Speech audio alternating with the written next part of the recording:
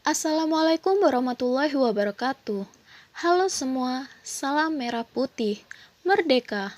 Perkenalkan kami dari kelompok 16 yang terdiri dari saya atas nama Ataya Nuksria dengan NPM 15118175 dari Fakultas Psikologi dan rekan saya atas nama Chandra Dwi Novianti NPM 15118136 juga dari Fakultas Psikologi. Video ini kami buat guna memenuhi tugas ujian akhir semester mata kuliah Pendidikan Patriotisme kelas E tahun ajaran 2021 dengan dosen pengampu Bapak Edi Wahyudi SHMSI. Tujuan kami membuat video ini yakni untuk menambah pengetahuan sekaligus wawasan kita semua mengenai potensi integrasi nasional baik ancaman militer maupun ancaman non-militer. Yang pertama, ancaman militer. Ancaman militer berkaitan dengan ancaman di bidang pertahanan dan keamanan. Ancaman militer adalah ancaman yang menggunakan kekuatan bersenjata dan terorganisasi yang dinilai mempunyai kemampuan membahayakan kedaulatan negara, keutuhan wilayah, dan keselamatan segenap bangsa. Ancaman militer dapat berupa agresi, invasi, pelanggaran wilayah, pemberontakan bersenjata, sabotase, spionase, aksi teror bersenjata, dan ancaman keamanan laut dan udara. Agresi suatu negara yang dikategorikan mengancam kedaulatan negara, keutuhan wilayah, dan keselamatan segenap bangsa Indonesia mempunyai bentuk-bentuk, mulai dari yang berskala paling besar sampai dengan skala yang paling rendah.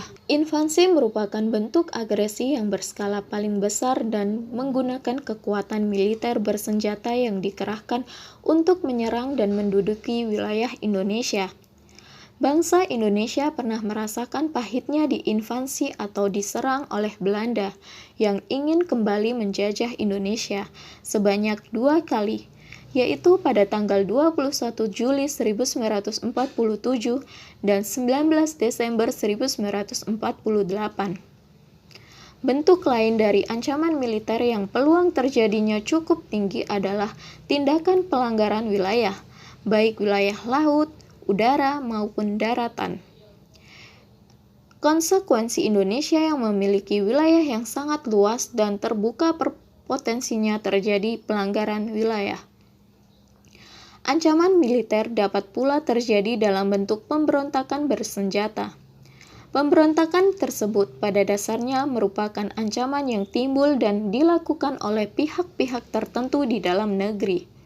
Tetapi pemberontakan bersenjata tidak jarang disokong oleh kekuatan asing, baik secara terbuka maupun secara tertutup. Pemberontakan bersenjata melawan pemerintah Indonesia yang sah merupakan bentuk ancaman militer yang dapat merongsong kewibawaan negara dan jalannya roda pemerintahan. Dalam perjalanan sejarah, bangsa Indonesia pernah mengalami sejumlah aksi pemberontakan bersenjata yang dilakukan oleh gerakan radikal, seperti DITII, PRRI, Permesta, pemberontakan PKI Madiun, serta G30 SPKI. Beberapa sejumlah aksi pemberontakan bersenjata tersebut tidak hanya mengancam pemerintahan yang sah, tetapi juga mengancam tegaknya negara kesatuan Republik Indonesia yang berlandaskan Pancasila dan UUD Negara Republik Indonesia tahun 1945. Indonesia memiliki sejumlah objek vital nasional dan instansi strategis yang rawan terhadap aksi sabotase, sehingga harus dilindungi. Fungsi pertahanan negara ditujukan untuk memberikan perlindungan terhadap objek-objek vital nasional dan instalasi strategis dari setiap kemungkinan aksi sabotase dengan mempertinggi kewaspadaan yang didukung oleh teknologi yang mampu mendeteksi dan mencegah secara dini. Pada abad modern dewasa ini, kegiatan spionase dilakukan oleh agen-agen rahasia dalam mencari dan mendapatkan rahasia pertahanan negara dari negara lain.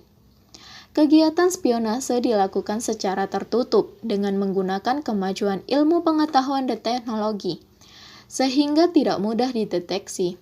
Kegiatan tersebut merupakan bentuk ancaman militer yang merupakan penanganan secara khusus untuk melindungi kepentingan pertahanan dari kebocoran yang akan dimanfaatkan oleh pihak lawan. Kemudian aksi teror bersenjata merupakan bentuk kegiatan terorisme yang mengancam keselamatan bangsa dengan menebar rasa ketakutan yang mendalam serta menimbulkan korban tanpa mengenal rasa peri kemanusiaan.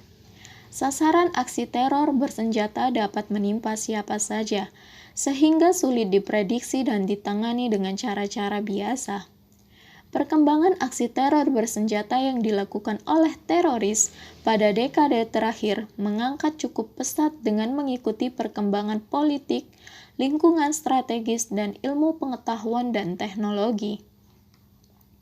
Gangguan keamanan di laut dan di udara merupakan bentuk ancaman militer yang mengganggu stabilitas keamanan wilayah nasional Indonesia. Kondisi geografi Indonesia dengan wilayah perairan serta wilayah udara di Indonesia yang terbentang pada perlintasan transportasi dunia yang padat baik transportasi maritim maupun dirgantara, berimplikasi terhadap tingginya potensi gangguan ancaman keamanan laut dan udara. Bentuk-bentuk gangguan keamanan di laut dan udara yang mendapat prioritas perhatian dalam penyelenggaraan pertahanan negara meliputi yang pertama, pembajakan atau perampakan.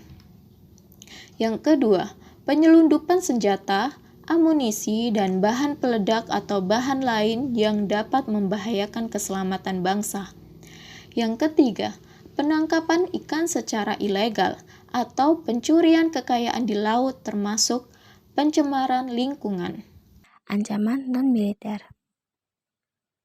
Ancaman non-militer pada hakikatnya ancaman yang menggunakan faktor-faktor non-militer dinilai mempunyai kemampuan yang membahayakan kedaulatan negara, kepribadian bangsa, keutuhan wilayah negara, dan keselamatan segenap bangsa.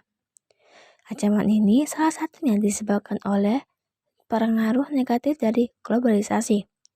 Globalisasi yang menghilangkan sekat atau batas pergaulan antar bangsa secara disadari ataupun tidak telah memberikan dampak negatif yang kemudian menjadi ancaman bagi keutuhan sebuah negara, termasuk Indonesia. Ancaman non-militer diantaranya dapat berdimensi ideologi, politik, ekonomi, dan sosial budaya. Ancaman di bidang ideologi. Secara umum, Indonesia menolak dengan tegas paham komunis dan Zionis. Akibat dari penolakan tersebut, tentu saja pengaruh dari negara-negara komunis dapat dikatakan tidak dirasakan oleh bangsa Indonesia. Kalaupun ada pengaruh tersebut sangat kecil ukurannya.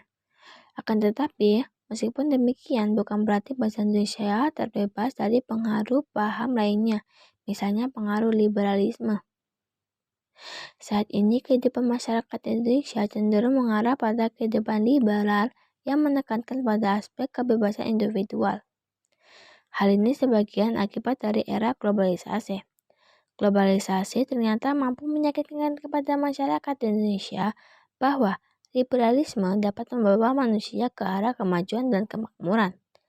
Tidak jarang hal ini mempengaruhi pikiran masyarakat Indonesia untuk tertarik pada ideologi tersebut. Akan tetapi, pada umumnya, pengaruh yang diambil justru yang bernilai negatif. Misalnya, dalam gaya hidup yang diliputi kemewahan, pergaulan bebas yang cenderung mengaruh pada dilakukannya pergaulan seks bebas dan sebagainya. Hal tersebut tentu saja apabila tidak diatasi akan menjadi ancaman bagi kepribadian bangsa Indonesia yang sesungguhnya. Ancaman di bidang politik. Ancaman di bidang politik dapat bersumber dari luar negeri maupun dalam negeri. Dari luar negeri, ancaman di bidang politik dilakukan oleh suatu negara dengan melakukan tekanan politik terhadap Indonesia. Intimidasi, provokasi, atau blokade politik merupakan bentuk ancaman non-militer berdimensi politik yang seringkali digunakan oleh pihak-pihak lain untuk menekankan negara lain. Ke depan, bentuk ancaman yang berasal dari luar negeri diperkirakan masih berpotensi terhadap Indonesia, yang memerlukan peran dari fungsi pertahanan non-militer untuk menghadapinya. Ancaman berdimensi politik yang bersumber dari dalam negeri dapat berupa menggunakan kekuatan berupa pengerahan massa untuk menumbangkan suatu pemerintahan yang berkuasa atau menggalang kekuatan politik untuk melemahkan kekuasaan pemerintah. Selain itu, ancaman separatisme merupakan bentuk lain dari ancaman politik yang timbul di dalam negeri. Sebagai bentuk ancaman politik, separatisme dapat menempuh pola perjuangan politik tanpa senjata dan perjuangan bersenjata. Pola perjuangan tidak bersenjata sering ditempuh untuk menarik simpati masyarakat internasional. Oleh karena itu, separatisme sulit dihadapi dengan menggunakan kekuatan militer. Hal ini membuktikan bahwa ancaman di bidang politik memiliki tingkat risiko yang besar yang mengancam kedaulatan, kebutuhan, dan keselamatan bangsa. Ancaman di bidang ekonomi. Pada saat ini, ekonomi suatu negara tidak bisa berdiri sendiri.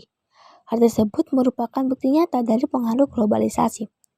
Globalisasi perekonomian merupakan suatu proses kegiatan ekonomi dan perdagangan di mana negara-negara di seluruh dunia menjadi satu kekuatan pasar yang semakin terintegrasi dengan tanpa rintangan batas teritorial negara. Globalisasi perekonomian mengharuskan penghapusan seluruh batas dan hambatan terhadap arus modal, barang, dan jasa. Adapun pengaruh negatif globalisasi ekonomi yang dapat menjadi ancaman kedaulatan Indonesia, khususnya dalam bidang ekonomi, diantaranya 1. Indonesia akan dibanjiri oleh barang-barang dari luar seiring dengan adanya perdagangan bebas yang tidak mengenal adanya batas negara. Kedua, cepat atau lambat perekonomian negara kita akan dikuasai oleh pihak asing. Ketiga, timbulnya kesenjangan sosial yang tajam sebagai akibat dari adanya persaingan bebas.